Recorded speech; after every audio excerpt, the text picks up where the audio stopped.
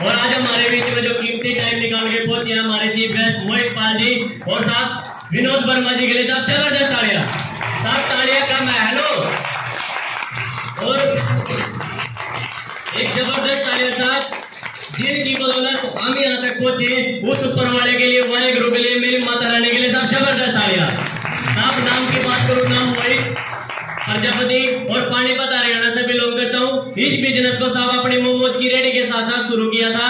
समझ में पहले दिन कुछ भी नहीं आया था, सिर्फ एक चीज सोच के आया था कि अगर मैं इस बिजनेस को करता हूँ तो शायद मेरा मकान बन सकता है। यस और नो? यस और नो? एक और चीज दिमाग के अंदर चल रही थी कि दादाजी ने 70 साल दिहाड़ी मजदूरी करी, खेती बाड़ी करी, और खेती बाड़ी 70 साल करने के बाद भी साहब जिंदगी नहीं बदली। यस और नो? यस।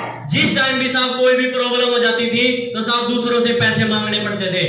कभी 10,000 रुपए दे दे, कभी 5,000 रुपए दे दे, और साहब कभी कभी तो ऐसा भी होगा जब घर में रिश्तेदार आ जाते थे साहब दूसरों से भी पैसे मांग के लाने पड़ते थे कि हमारे घर में रिश्तेदार आए हैं। यस और नो? मजबूरियां थी। 2012 के अंदर मम्मी एक्सपायर हुई, 2017 के अंदर मेरी छोटी बहन एक्सपायर हुई, और 2018 के अंदर साहब मेरे पिताजी एक्सपायर हुए। सिर्फ और सिर्फ साहब बीमारी के कारण। वो बीमारी दूर हो सकती थी अगर मेरे पास पैसा होता है। यस और नो? यस। पैसा नहीं होने के कारण साहब सरकारी हॉस्पिटल में इलाज हुआ, और हम सब जानते हैं साहब सरकारी हॉस्पिटल के अंदर कितनी सुविधा है। यस और नो? लेकिन जब ये प्लान मेरे को बताया गया, मेरे दिमाग में एक ही चीज चल रही थी कि मोहित 70 साल दिहाड़ी मजदूरी दादाजी ने करी, 35 साल मेरे पिताजी ने पानीपत के अंदर काबड़ी रोड पे शोरूम चलाया साइकिल का, उसके बाद भी बैंक बैलेंस जीरो था।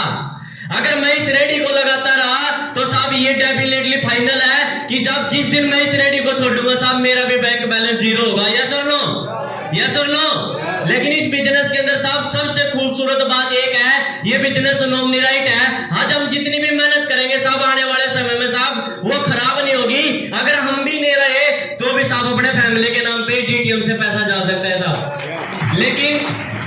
लेकिन समस्या एक थी, इस बिजनेस को साहब शुरू कैसे करूं, क्योंकि साहब मेरे पास 5,900 रुपए का जुगाड़ नहीं था। मैंने अपनी दादी से पैसे मांगे, अपने पड़ोस से मांगे, अपनी ताई से मांगे, अपनी बुआ से मांगे, साहब किसी ने पैसे नहीं दिए, क्योंकि साहब मेरे को देने का कोई रास्ता नहीं था। क्योंकि लोग है ना साहब पैसे भी जब देते हैं जब अपने पास कोई रोजगार अच्छा हो। यस और नो? यस। कि देने का क्षमता भी रखता है। यस और नो? लेकिन साहब मजबूरी के अंदर 3% पे पैसे उठाए, हाथ जोड़ जोड़ के, पैर जोड़ जोड़ के, और बिजनेस की शुरुआत करी। शुरुआत करने के बाद साहब जैसे हम पड़ोस में प्लान लेके जाते हैं, मैंने भी बताया, लेकिन